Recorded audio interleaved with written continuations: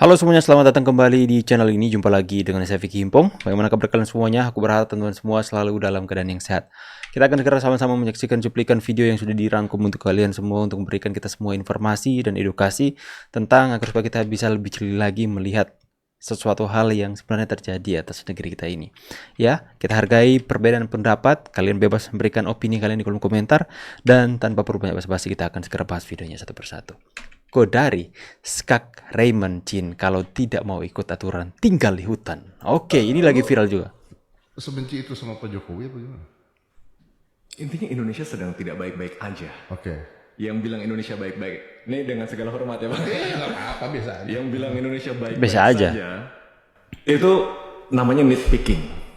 Melihat aspek-aspek beberapa dongeng kelihatan baik, tapi sisanya tuh ditutup sebelah mata. Kenyataannya secara konstitusional, Secara masalahnya secara konstitusional. ya secara trias politika. Ya. Di mana salahnya DPR itu? Memang wewenangnya tugasnya adalah membuat undang-undang. Benar. Dan undang-undang itu adalah sebuah siklus dari undang-undang nggak ada dibuat undang-undang. Habis undang-undang ada direvisi. Di antara revisi itu ada judicial review. Benar. Nggak ada masalahnya. Dan justru Mahkamah Konstitusi itu dalam trias politika itu kamarnya adalah yudikatif. Benar. Tugasnya menguji undang-undang dasar. Kalau dia bikin pasal, dia bikin ayat, ya itu yang salah. Benar. Itu harus dijelaskan. Secara aturan ya. Iya, memang kita kalau nggak pakai aturan kita pakai apa dong? Oke. Tapi di sini kan konteksnya Bang Kodari adanya seakan-akan orang tuh memberikan kesempatan lagi gitu kan intinya kan. Mungkin pertanyaannya kayak kenapa yang Bapak Gibran saat MK membuat keputusan Malas itu bisa dengar dia ya, Raymond. Hei, orang kota hobinya demo, hobinya menghina pemimpin negara ini. Apa kalian tidak tahu malu? Gue mah gak peduli ya dengan orang-orang khususnya influencer yang bikin konten sampai nangis, sampai pak kita diperkosa sama lu 2 kali, kita pilih lu dan lu kasih begini rakyat. Coba deh kalian lihat-lihat lagi yang rata-rata bikin video seperti itu orang-orang di mana? Ada nggak sih orang-orang lokal, orang daerah yang dulunya daerahnya itu sebelum pemerintahan Jokowi daerahnya itu bisa dibilang akses jalan nggak ada, terus infranya juga jelek, terus juga yang memang nggak ngerasain modernisasi yang dirasakan oleh orang-orang yang ada di Jakarta. Ada nggak? Ya kalau ada paling segelintir aja, ya memang pendukungnya yang sebelumnya. Lu apa-apa Jokowi mulu yang disalahin, parah. Lu berhak bersuara, gue juga berhak bersuara dong. Yes. Gue bodo amat. Lu mau tulis apapun di kolom komen gue silahkan. Siapapun orang buzzer apapun bodo amat. Cuma one thing for sure, gue kasih tahu kalian ya. Gue yang ada di daerah dan beberapa orang di Kalimantan Timur khususnya, kita berterima kasih banget tau. Yes. Ini gue ulang lagi ya. Ini konten gue yang ada orang nih up-upin di sosmed sebelah yang ngecomot video gue yang sebelumnya. Gak apa-apa, makasih lu udah bisa sebarin lagi. Gue ulang ya, orang-orang daerah itu berterima kasih banget tahu sama Jokowi. Betul, saya dukung Sumpah, ini. terima kasih banget. Betul. Kita itu ngerasa bahwa kita bukan anak tiri lagi. Gue terima kasih banget ibu kota itu pindah. Serius, terima kasih banget. Bukan apa ya, ini ya, orang-orang di Jakarta ini mostly ya, bukan cuma masalah tentang presiden, tentang apa. Di dalam dunia pekerjaan juga terlalu mengeksklusifkan diri, tahu nggak sih? Dan nggak pernah terima kalau misalnya eksklusif itu diserahkan, diestafetkan ke orang-orang daerah. Kalian mikir aja, coba deh di dunia pekerjaan, selalu tuh di kantor kalau di daerah di tempat gua. Waduh, kalau udah orang pusat, songongnya minta ampun. Nganggep kalau misalnya kualitas SDM kita itu yang di daerah itu nggak sama, nggak selevel dengan dia. Padahal dia juga nggak tahu. Lah kita juga belajarnya juga dari kota-kota besar yang lain kok. Jadi sekali lagi, gue bodo amat. Cuma, influencer gede, lu yang teriak-teriak sampai nangis mau pindah negara, pindah no sono. Pindah aja. Lu nggak tahu gimana. Kita bersyukur Anda pindah negara.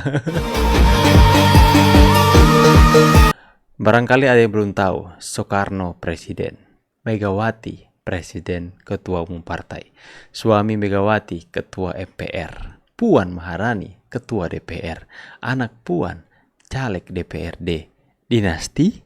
Oh, kalau mereka itu tidak ya. Kalau Pak Jokowi, iya. Aduh, kalau mereka nggak apa-apa ya, bukan dinasti ya. Pak Jokowi dinasti dong. Adili Jokowi, gantung Jokowi, Apalagi nih manusia. ganyang Jokowi. Kut Dan sampai bus. hari ini gerakan itu semakin kuat. Maka orang yang berpikir waras di dalam negara berkesimpulan Jokowi menghadapi ancaman yang sangat luar biasa ketika turun pada tanggal 20 Oktober. Berbagai pengamat yang visioner yang Nanti rakyat yang 270 juta ini mau kawal Pak Jokowi kalau turun. Kalian mau apa? Nanti rakyat yang kawal. Sudah mau ancam-ancam gitu kepada presiden. Ini memang, kenapa sih dikasih panggung orang kayak gini? sungguh-sungguh berbicara dengan realitas mengatakan ini akan ada sejarah presiden pertama yang diadili dan diseret ke pengadilan adalah Jokowi. Coba, coba lihat. Kita lihat faktanya. Pidato itu Ya, ini kita akan save video ini. Kita akan lihat nanti ya. Kita akan lihat apa yang disampaikan oleh manusia satu ini ya. Apakah akan terbukti? Akan diadili Pak Jokowi? Nanti kita lihat teman-teman. hanya biasa saja. Saya Dia kira tidak. berbusa.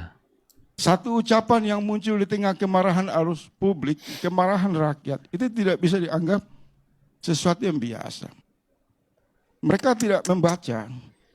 Ada gejolak suasana batin dari Prabowo Subianto yang memahami bahwa kemarahan mahasiswa dan rakyat pada hari ini adalah kemarahan yang mewakili kegelisahannya.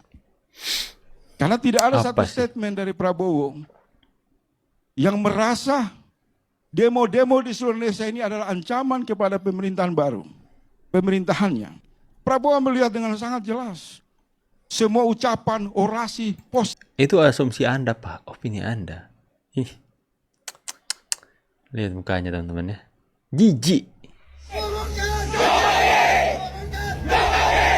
Kejadian yang terjadi di Jakarta, saya pikir itu hanya segelintir orang saja.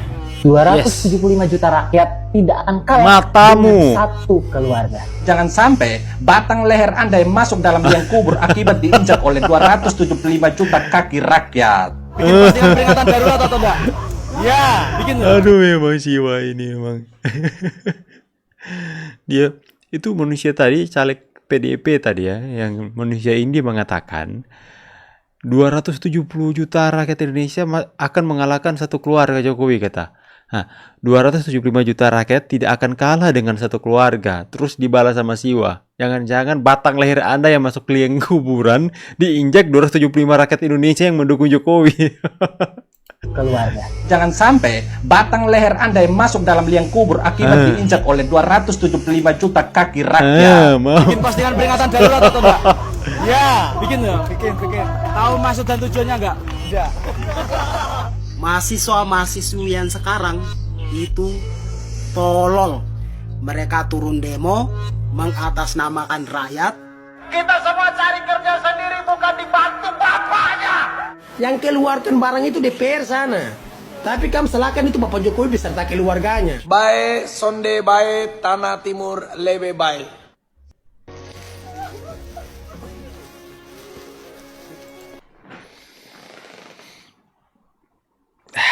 Tak ada presiden seperti Bapak. Jokowi mendatangi rakyatnya secara diam-diam. Tak peduli dihujat, dihina, beliau tetap tersenyum, melangkah, menyapa rakyatnya. Sampai nangis rakyat.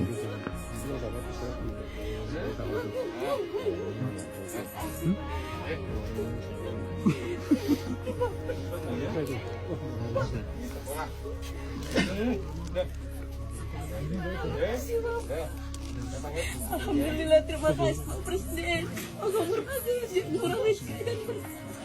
Bapak Presiden. Kaget ya Bu tadi, kaget ya. Nggak tahu kalau Bapak Presiden mau datang. Tidak tahu. Tiba-tiba datang. Kalau aku itu jantungan ya aku Pak. Terima kasih banyak Bapak Presiden. Kaget sekali. Pak Jokowi bisa lampukan cuma. Terima kasih banyak. Terima kasih banyak. Terima kasih banyak untuk ucapan buat Bapak Presiden. Terima kasih banyak. Terima kasih. Rakyat sampai nangis histeris itu teman-teman.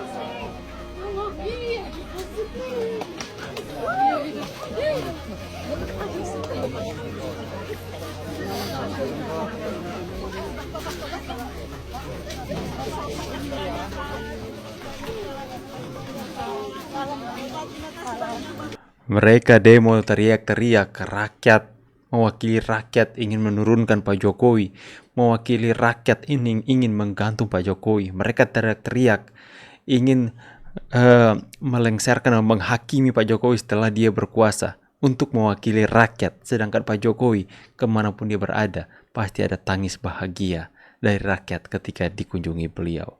Pasti ada sukacita yang begitu besar ketika Pak Jokowi ada bersama-sama dengan rakyat. Itu saya nggak habis pikir. Mereka mau menciptakan sebuah narasi-narasi yang mau menciptakan sebuah kondisi bahwa rakyat sudah tidak menginginkan Jokowi. Padahal kenyataan bisa kita lihat di mana-mana. Ketika Pak Jokowi berkunjung, pasti akan ada sambutan yang begitu besar. Pasti akan ada air mata. Pasti akan ada kebahagiaan ketika mereka berjumpa dengan sosok satu ini.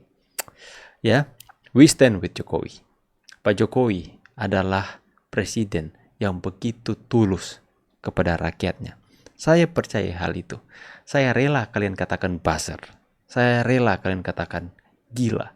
Saya rela kalian katakan apapun. Saya tidak akan pernah untuk mengkhianati kepercayaan saya kepada Jokowi. Yang saya percayai, dia adalah orang yang benar untuk berdiri untuk rakyat, teman-teman. Ya, saya nggak dapatkan sepeser pun. Tapi mereka mengatakan saya buzzer. Saya hanya menyampaikan sebuah perasaan yang saya mau ungkapkan. Saya percaya kalian juga merasakan hal yang sama. Saya hanya mau mengutarakan perasaan saya.